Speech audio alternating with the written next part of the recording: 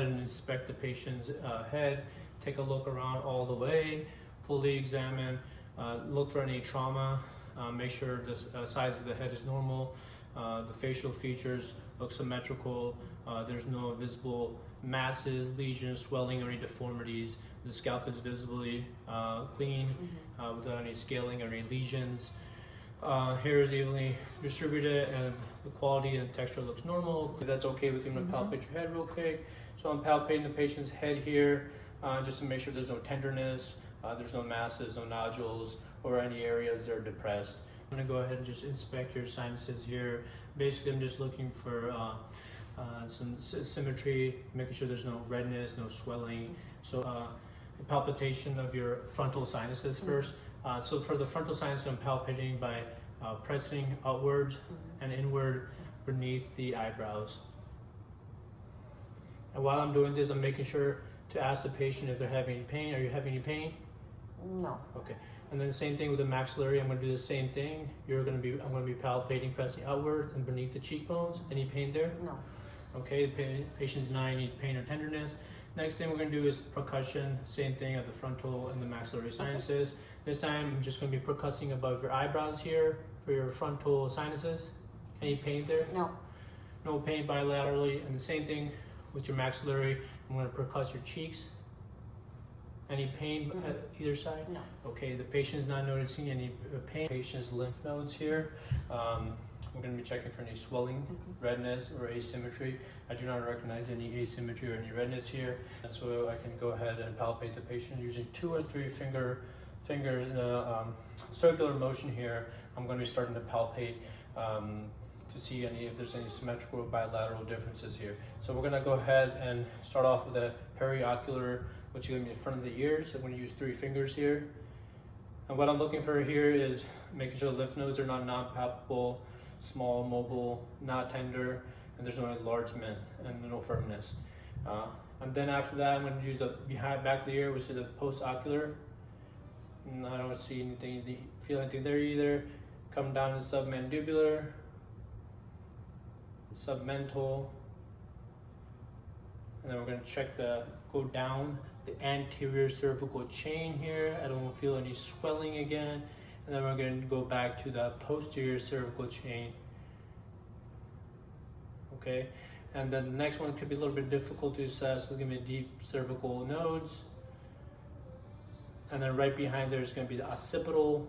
Again, I don't feel any enlargement here. And then I'm going to finish off with subclavicular and that infraclavicular below the clavicle. Okay. So I'm going to have you take a look up real quick. I'm here checking to make sure the trachea is symmetrical. Again, it's midline and there's no massive swelling or any visible pulsation that I can see.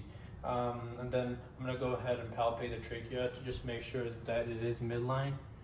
And that's accurate, it is midline. Assessing your thyroid glands here, okay? So first thing, I'm gonna have the patient turn the neck this way and that way, okay? So, and then we're gonna be assessing the patient.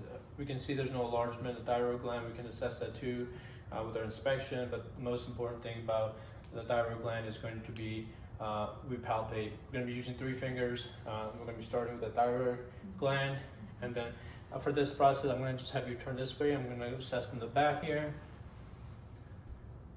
So I'm assessing all the way down with 3 fingers, each nodule, making sure there's no bulges, no nodules, or asymmetry.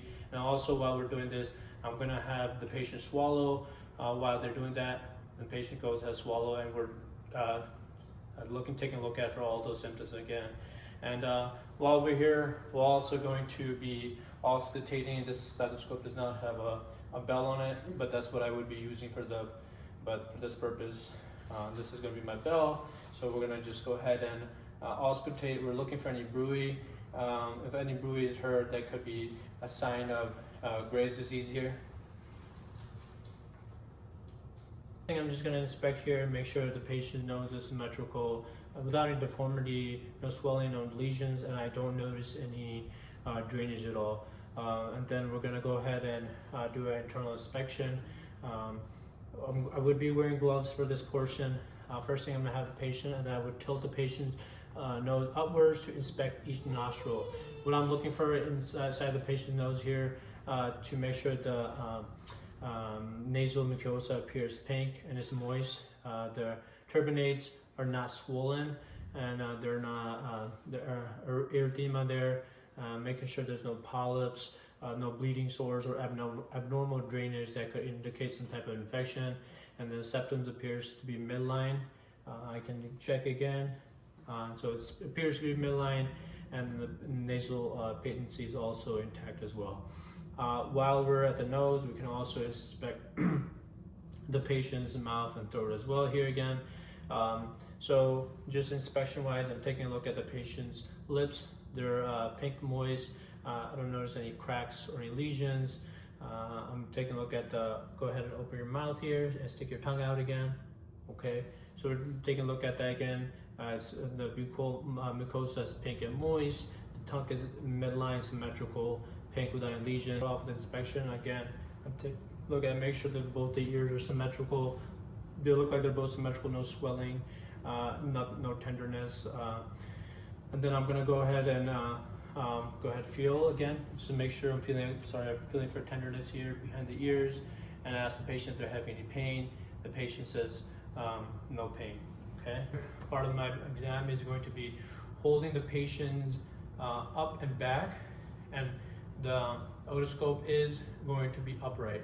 And if this was a child, I would hold it back, down and back for better visualization, and make sure it's upright again. And I'm checking for the ear canals here. They're clear without any impaction or foreign bodies. The main thing here I'm looking for is the tympanic membranes are pearly gray, intact, visible. Tone light is visible, and there's no redness, bulging, or any drainage or any retraction. Auditory exam.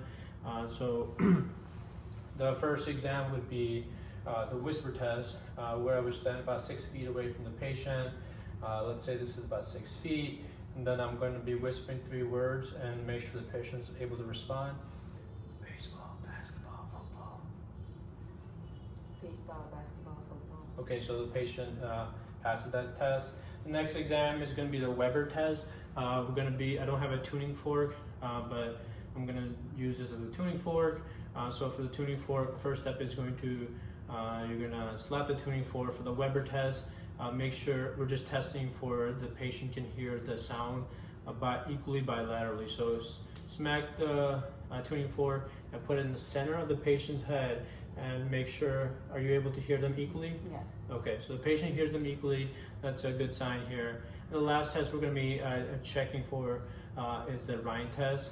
That's going to compare, we're going to be using the tuning fork again, but it's going to be comparing bone conduction versus air conduction. So first thing we're gonna do the same thing. It's gonna be smack, and then first thing we're gonna put against the mastoid here, and then right after that we're gonna put it on the next to the ear. For the Rhine test, the bone conduction, which is tested in the mastoid, like I showed, followed by the air conduction. The air conduction is louder and twice as long as the bone conduction bilaterally. Going to be doing a Snellen test, which is going to be checking for the patient's visual acuity. They're going to be doing both one eye, and then you're going to be doing bilaterally both eyes. To start off with the eyes, I'm going to go ahead and inspect. We're going to be inspecting the eyebrows, eyelashes, eyelids, the conjunctiva, and the sclera. So making sure that we don't see any ptosis, redness, discharge, or any swelling here. We're going to take a look at the sclera. Sclera is white, and then the conjunctiva is pink here, and then we're looking for tergum, which is something that can impair the vision. Be the pupillary response, which is very commonly used. So I'm going to take my pen light, we're going to be using, and then we're going to be coming, make sure the lights are dim while I'm doing this, and then we're going to be coming from the side here. And what we're looking for is making sure the perla, pupils are round, reactive, and they're accommodating. And then we're going to come up with the same thing with the other side. Also, we're checking for directing consensual responses are both intact. Another part of the eye exam is going to be the accommodation. We're going to have the patient look further out. I'm going to stand with a pen light near the nose. We're looking for first when they're looking out, then I'm going to bring the pen light in. This is just checking to make sure the pupils are constricting, and then the eyes are converging appropriately. In the 6 cardinal, I'm going to be standing about 12 to 14, about a foot away from the patient. This is basically just going to be checking for nystagmus. And what I'm doing is just having, using my pen light and moving around. And I'm looking for nystagmus. We can do this with one eye, have the patient close one of her eyes. Okay.